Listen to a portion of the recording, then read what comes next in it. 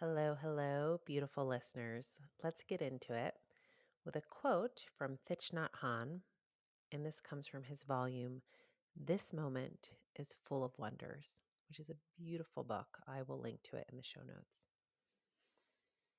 In the part of the book on letting go, which seems fitting as we get into just deep appreciation for now, he writes on the topic of aimlessness and says, aimlessness is sometimes called wishlessness, and it is one of the three doors of liberation. The idea is that you do not put something in front of you and run after it, because everything is already here in yourself.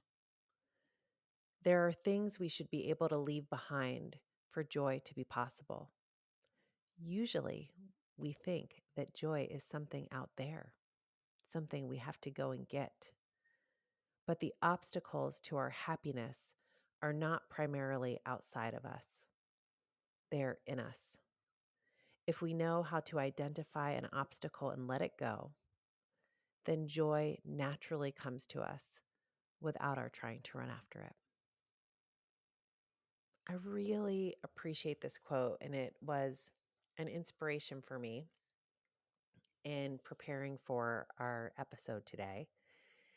And it is this reminder that sometimes to get to what we really want, it's not about adding and chasing and running towards, but it's about stopping and slowing down and wandering and letting go. And in that spirit, I wanted to in this week, if you're listening to it live, in this week of Thanksgiving, where there are so many things, so many advertisements, so many events, so many meals grabbing at our attention, I wanted to interrupt the wild sphere of yeses and say, no, with its one syllable and two letters, is an incredibly powerful tool, and one that I hope you will hold and carry with you as you think about what you want to declutter, what you want to reveal from what's inside of you. And I'm going to come back to one part of this quote and just underscore, because everything is already here in yourself. And what happens when we let that be revealed? That's the magic. That's the fun. So as we move through this conversation, here's what I want to do. I want to offer you 4 questions, and I'm going to take them one by one, and I will share some reflections that I'm having for each one.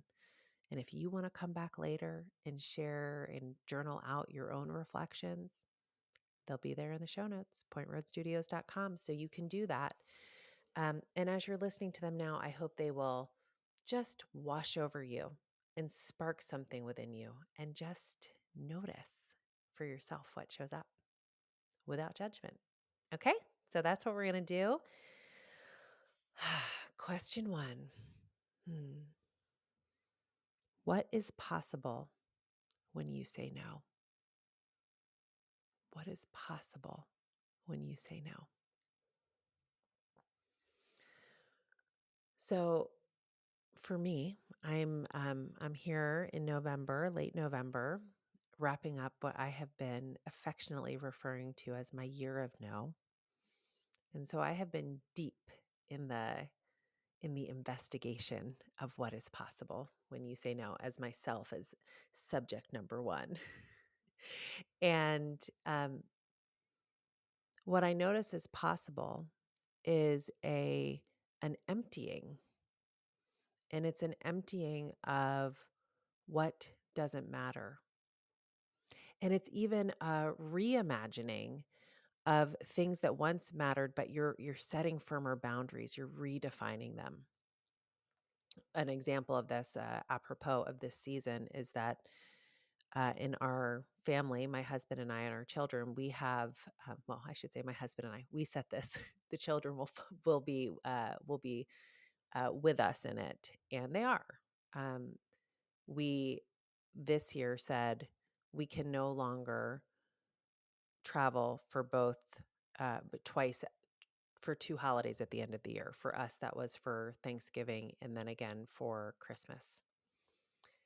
And, um, and that was not something that we didn't love. Like, we actually love the traditions and the being with the family and where we go, and even the act of getting there, but the lead up and all of the things that we don't get to because we're away, um, and the stress of that and the preparation of it and the attention that's required that goes into preparing for the family of 5 to travel for these holidays.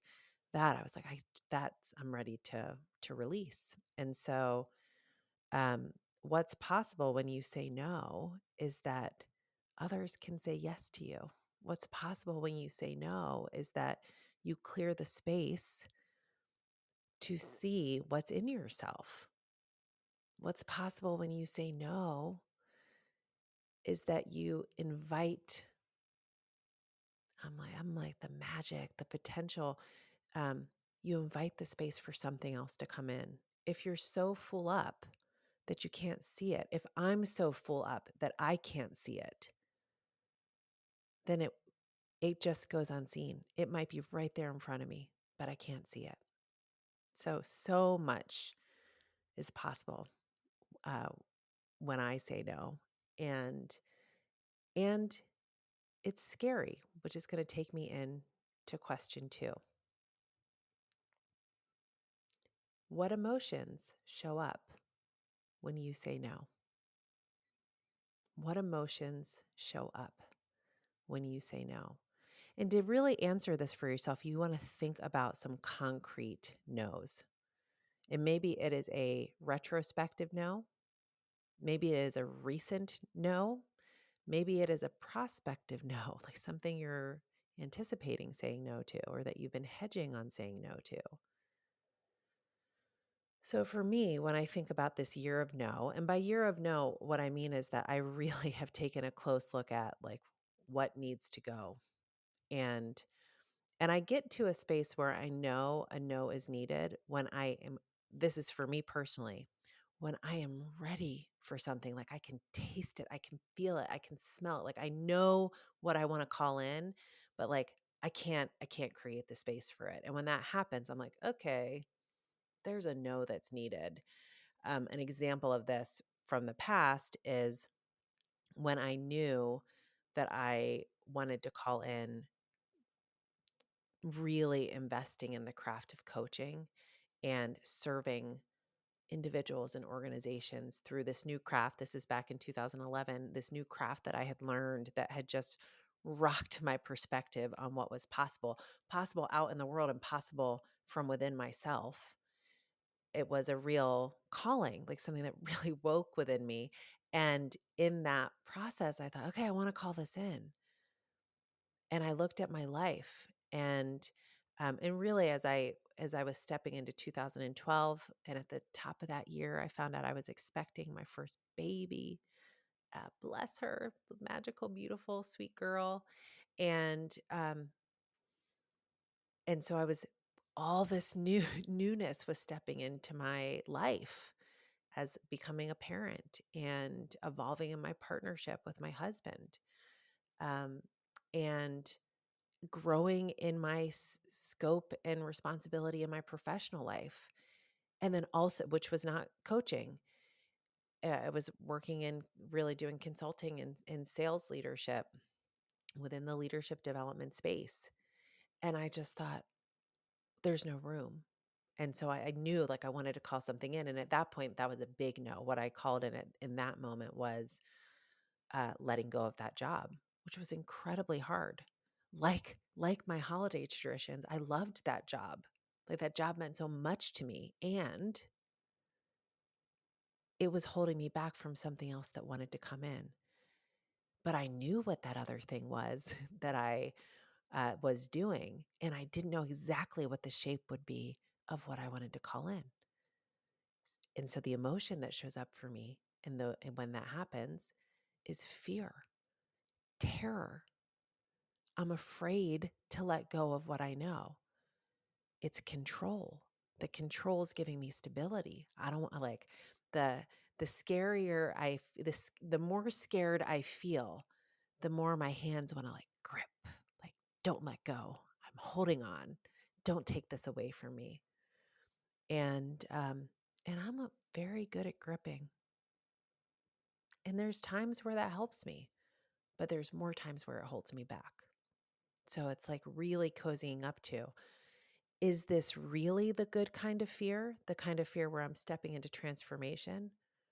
Or is this a shadowy fear that's me being afraid to let go, being afraid of not knowing? Um, and to see that I am actually safe, even though I don't know what's coming. That's fear. Fear is one of my number one emotions that show up when I say no. And so for you, just cozy up. What shows up for you? Maybe it's a different emotion. Maybe you're resonating with my fear. Just notice what emotions show up when you say no.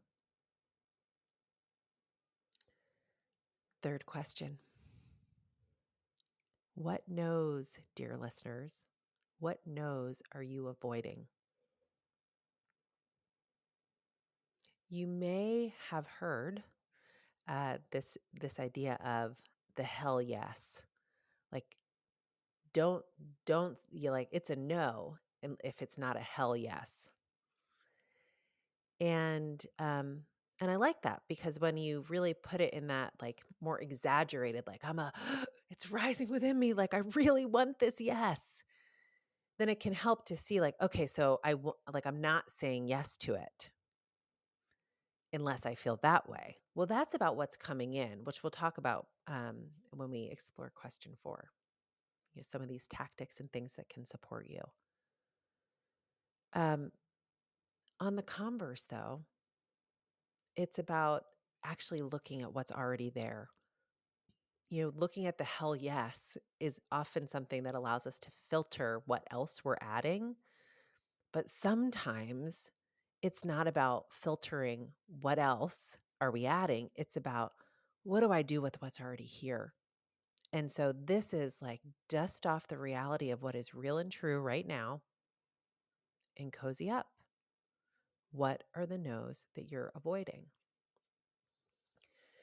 And I'll give you some flavors of things that I have noticed are popping for me when I am unwilling to let go of something, even though I am very clear if I quiet the gremlins and look at it, I'm my truest, wisest self.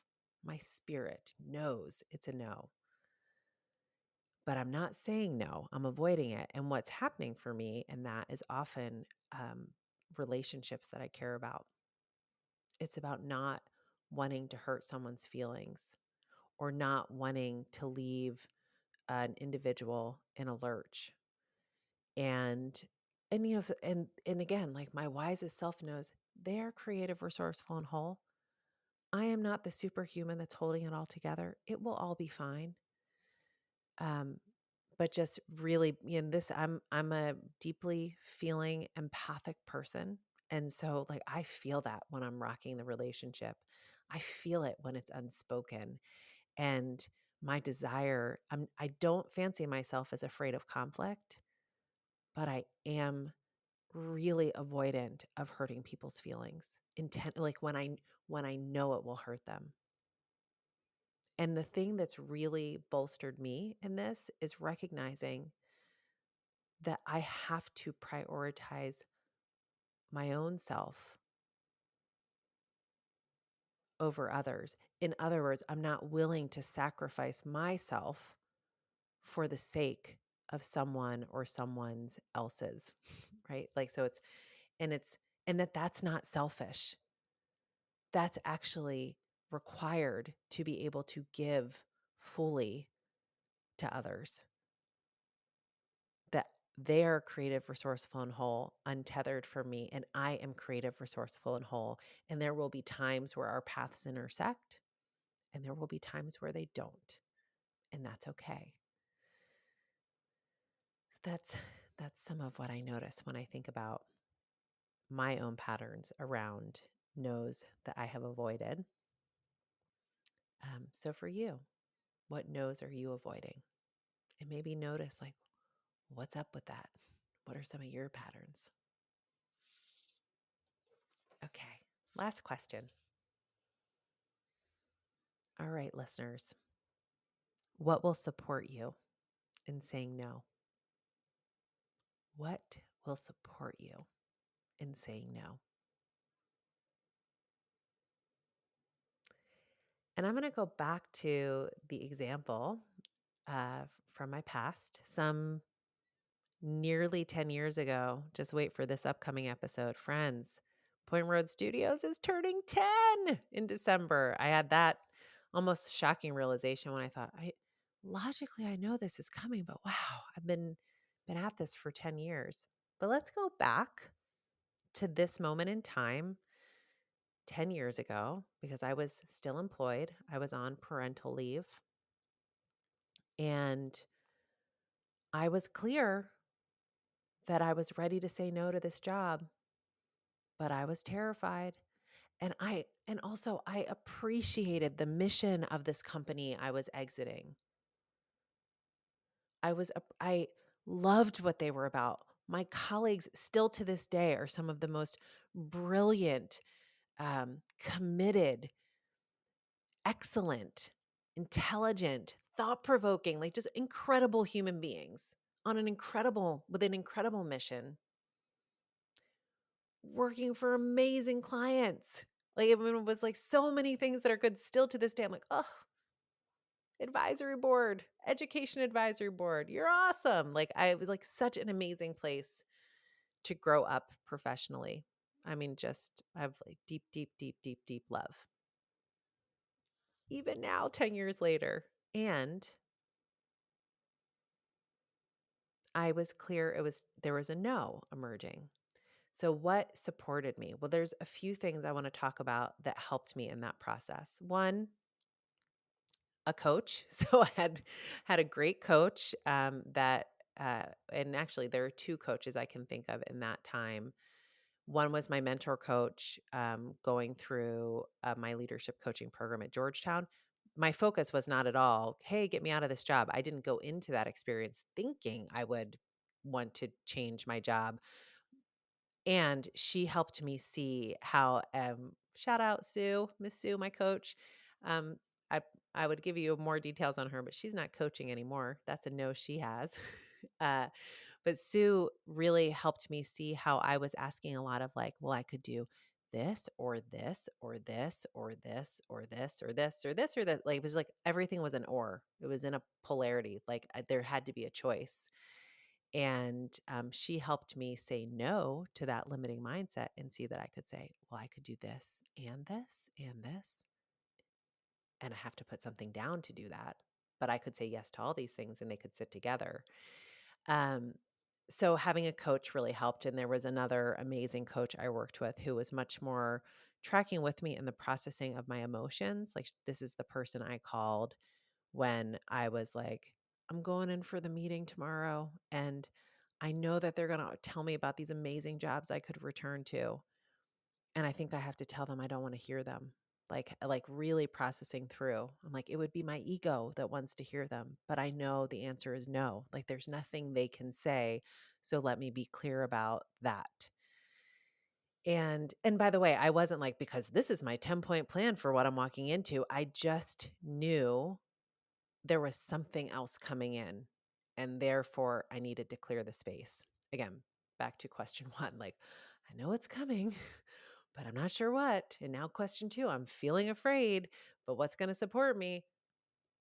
Talking through it with an accountability partner, talking through it with someone who can give me support. Another great resource for me in that process was I walked the Camino de Santiago. And again, that's something I set up as a leave of absence, a sabbatical. I'd worked uh, in the role for the better part of over 7 years. And I asked, I'm like, could I take a month and go do this? And with respectful conversation and preparation and support of how to solve for the business needs while I was gone, I got a yes to that.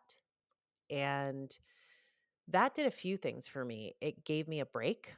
So I had a disruption from being in the momentum of the role. And that, gave me perspective and it gave me rest and I had a chance to recuperate. Although I was walking the Camino de Santiago, which I'll link to some podcast episodes I have on that. But I was walking, I walked about 250 miles and I was between 6 and 7 months pregnant. So you do the math on how relaxing that was. But it did give me perspective and it had me physically moving. And I do find that physically moving supports in moving through how to take a new path. Like if you're sitting still, physically sitting still and feeling stuck, get up, jump around, dance, run, sweat, like move, shake out the stuckness, physically shake it out. So moving, that's also something that supports me in getting to a no that maybe I've been avoiding. And also, here's just a very concrete tactic. So when I think about something that supports me in saying no, well, first there is, and this could feel counter to the quote I started with about aimlessness, because what I'm saying is be clear on what you're calling in, be clear on your vision, be clear on what you want, but not as an external outcome to chase. Be clear on what you want as the revelation of what sits inside of you, of unleashing what really matters from within you, right? That's different, right? So that's where it aligns.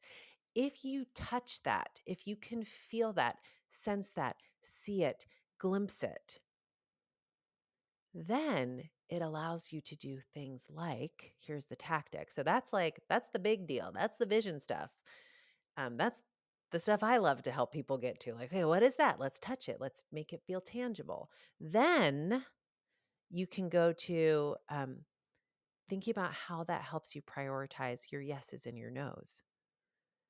So for me, that is in part about thinking about, we talked about this earlier, what's coming in and then what do you need to release, what's going out. So when you think about what's coming in, and I often think about B. Johnson, am I getting this name right? I'll put it in the show notes, but her book, Zero Waste Home, and she's got a whole lot of research and things. But one of the things I remember learning from her, and this was related to physical objects in my home, was that one of the first steps in her 5 R's, of which recycling is like way low.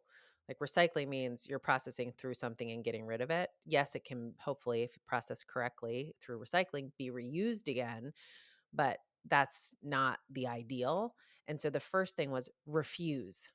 Like don't even let it come in. Don't let all those extra papers that are in your child's backpack times 3 in my house hit the island. Like refuse them in the first place. Don't take a goodie bag home filled with plastic things you don't want. Don't buy the extra things. Talk to the people in your life who are sending you things that are unnecessary.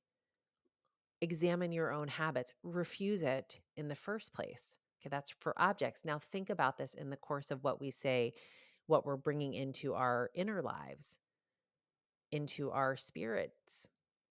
And so when I think about that, it's like, okay, I know what's inside me that I'm pulling out of me and revealing. And therefore, it's a no to this. Like, don't let it even come in. And a simple tactic in that is so if you're practicing doing this in your impulse, as it is for so many of us, my own hand raised, if your pattern is to say yes quickly, and I know I have sometimes been like, I'm a yes to that. Yes. Then it's like, wait, what did I say yes to? Um, pause. Pause before answering. And that there's few ways you could do this. Literally take a breath. Or maybe say, let me think about that for a minute. Or when someone asks you something for which you can say yes to or no to, there's another thing that you can do that's absolutely fair, which is commit to commit. You can say yes, you can say no, you can commit to commit. I'll tell, you know what? Let me answer. I'm going to get back to you by tomorrow. Like I'll commit to commit and then follow through on that for yourself and for them. Like be in your integrity of honoring what you commit to. But if you're not ready in the moment or you think you need a little more time, commit to commit. Pause, maybe in the moment, and then answer. Maybe pause and commit to commit when you're going to give that answer. But those are things you can do to help you on refusing things coming in the first place to support you in saying no. And then finally, you can also, and this is more about looking at what's there, say no to what's no longer needed. And for me, like I've hired uh, a stylist, Natalie Tincher, BU Style. I will link her. She's incredible. Her team's incredible. She's been on the podcast before, and I'll link to all of that. I got to a point in my closet where I was like, listen, I know how to dress myself. I know what my style is, but I know that there are some of these things that I'm looking at that I know I need to get rid of, but I can't do it on my own. So I had a consult with Natalie and sent her photos. And she's like, yeah, no to this, no to this, no to this, yes to this. And here's why, and helped me see it from a new perspective. So like helped me move over, like, I'm pretty sure this is a no, but something's holding me back from doing it. Like that was the push I needed. So um really getting the support you need when in the specifics of how do I get rid of what's also here. It might be about taking time for yourself to do it. It might be about asking for support. So figure out how you get rid of that. All right, dear listeners, that is what I wanted to share with you today. I am hoping as you step forward that you have something sparked in you, that there is a no somewhere or many no's emerging, shouting out if you're ready for that. And at a minimum, I trust and believe you can see, yes, thank you. Thank you, no. Thank you for what you offer us and appreciate that. If you are inspired, if you write out your answers, please send them to me. I want to hear. Like, I'm deeply curious. What are you saying no to? What does support you? And you can reach out to me. You can do that over at pointroadstudios.com. I will read what you write. I will love to hear from you. You can also connect with me on LinkedIn, and I would love to talk with you there. And until next time, dear listeners, please remember that I will be here cheering for you, filled with gratitude for you, and holding my own deeply held belief that there is nothing stopping you. So go on ahead and get after whatever it is that you really want.